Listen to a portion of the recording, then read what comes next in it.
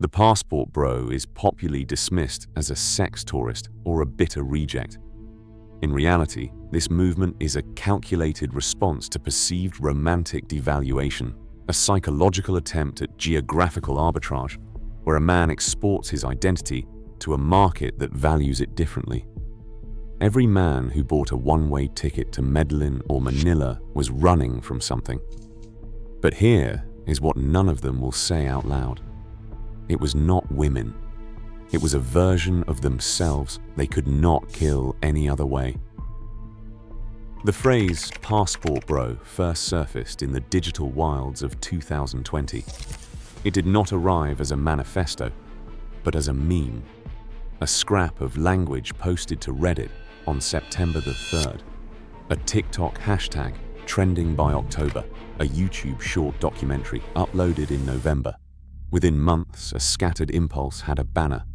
The R Passport Bros subreddit, created August 15th, gathered over 10,000 members by year's end. TikTok's hashtag Passport Bro passed 1 million views before winter. Each platform bred its own rituals. Reddit threads pinned with migration checklists, TikTok clips splicing airport layovers with dating app swipes, YouTube vlogs promising a first night in Medellin or the 3 stages of becoming a passport bro. Yet the practice itself was older than the label. After World War II, American soldiers married local women across Europe and Asia, their unions sanctioned by the state and justified by the language of tradition. In the 1990s, the mail-order bride industry flourished, catalogs and early websites selling the promise of traditional values and economic exchange. Even the early digital nomads of the early 2000s wrote travel blogs about dating on the road, though seldom with the pointed self-awareness that would later define the passport bro. What changed in 2020 was not the behavior, but the self-consciousness. The act was now branded, politicized, and algorithmically amplified. A meme, unlike a private habit, spreads by contagion. The passport bro label condensed decades of private longing and public discomfort into a single marketable identity. It gave men a language for their dislocation, a way to frame disappointment not as personal failure, but as a mismatch between self and environment. The stakes shifted. What had once been a lonely calculation became a movement, a collective dissociative response to an identity crisis. The term itself became a kind of passport, granting entry into a community that promised relief through geographical arbitrage. The wound was reframed as a market opportunity, and the cure was no longer internal but transactional, mapped onto cities with lower costs and higher odds. The meme did not just name a trend, it built a market, and with it, the machinery for selling escape.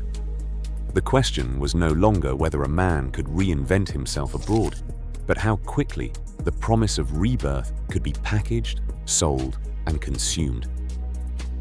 The market for escape is not subtle.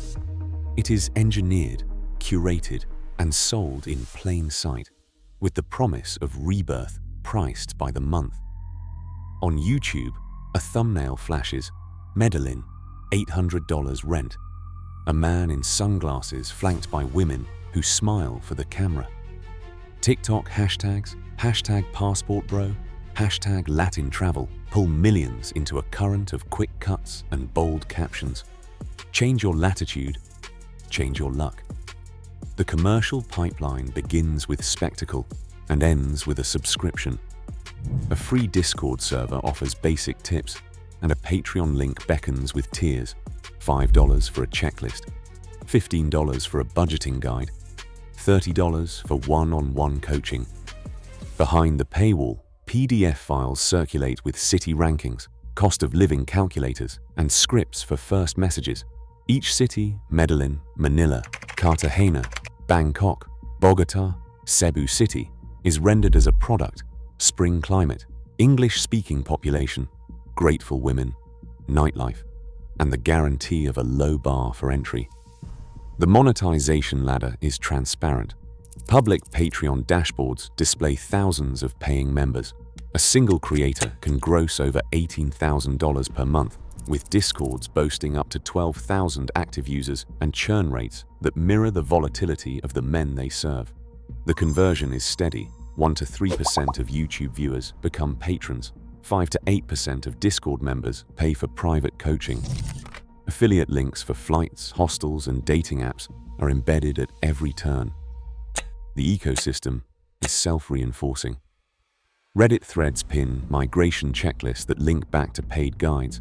Instagram carousels frame the move as both financial strategy and masculine redemption, and Telegram groups offer insider access to local fixers and matchmakers for a fee.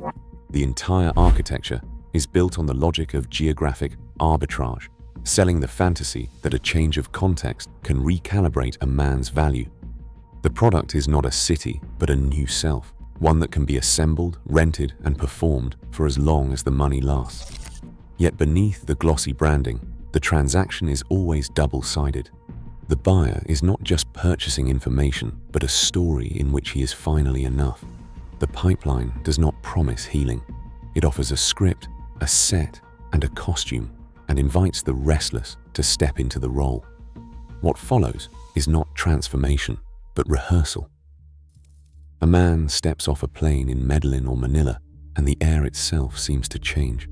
The pressure that once pressed against his chest, tight, invisible, unyielding, dissipates.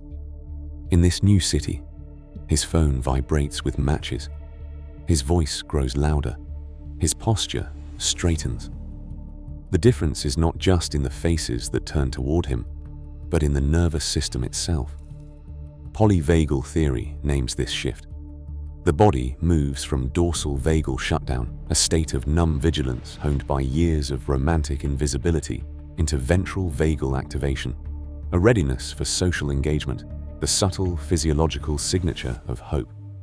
Heart rate variability ticks upward. Mornings begin with a sense of possibility, not dread. One composite man, tracking his heart rate variability each day, finds the numbers climb within weeks abroad, echoing the sudden ease he feels ordering coffee, entering a crowded bar, or making eye contact without fear of being dismissed.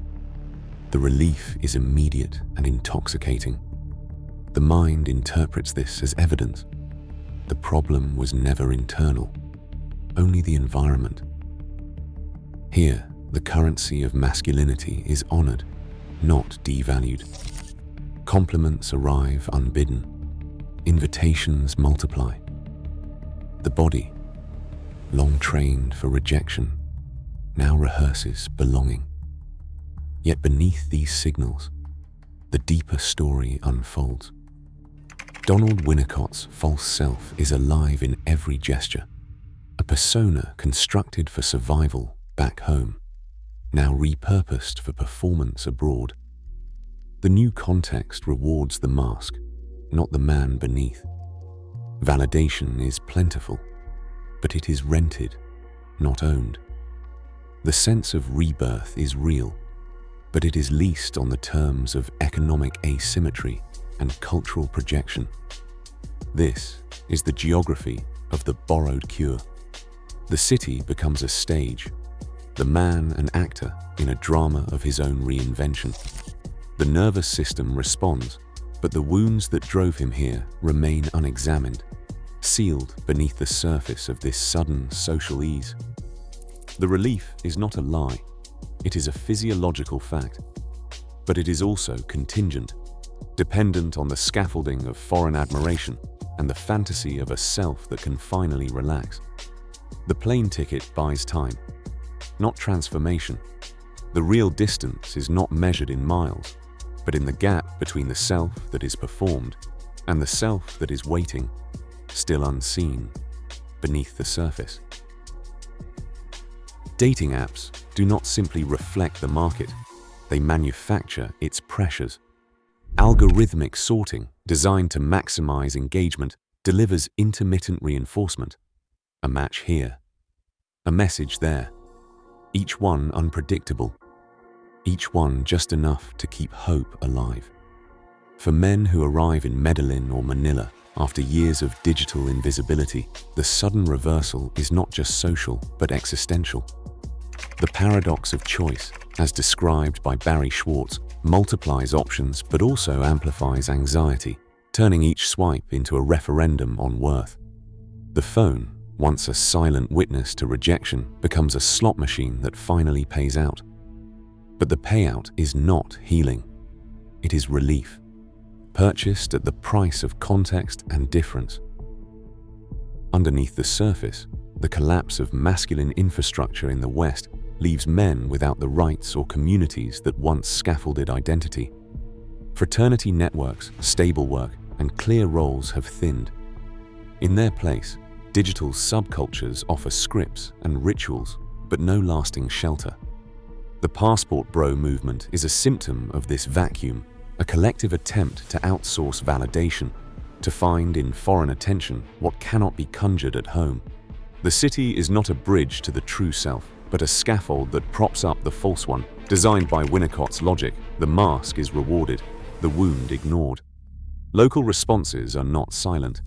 In Manila, the hashtag #RespectFilipinas circulates through women's advocacy groups, warning of the risks of commodification and economic dependence. In Medellin, Mujeres por la Igualdad issues statements against the objectification embedded in passport bro narratives. NGOs speak of transactional relationships, of gendered tourism that distorts local markets and expectations. These voices are not background noise. They are the ethical crossroads where relief collides with responsibility. The man who comes seeking rebirth finds himself at a fork, to use the city as a bridge toward integration or as scaffolding that only holds up the mask. The system offers choice, but not freedom from the self that boards the plane. The question of healing remains unanswered, suspended between the dopamine of new matches and the silent ache beneath the performance. Today, geographical arbitrage offers borrowed relief, a nervous system regulated not by healing, but by context. The geographic cure soothes the false self, yet leaves the true self untouched. Until identity scaffolding becomes internal, every destination is a collective dissociative response, not a homecoming. The flight lands. The fracture remains. Thanks for watching. If you enjoy this video, please like and subscribe for more Uncanny Psychology. What part of this video resonated most with you? What video would you like for us to make next? Let us know in the comments.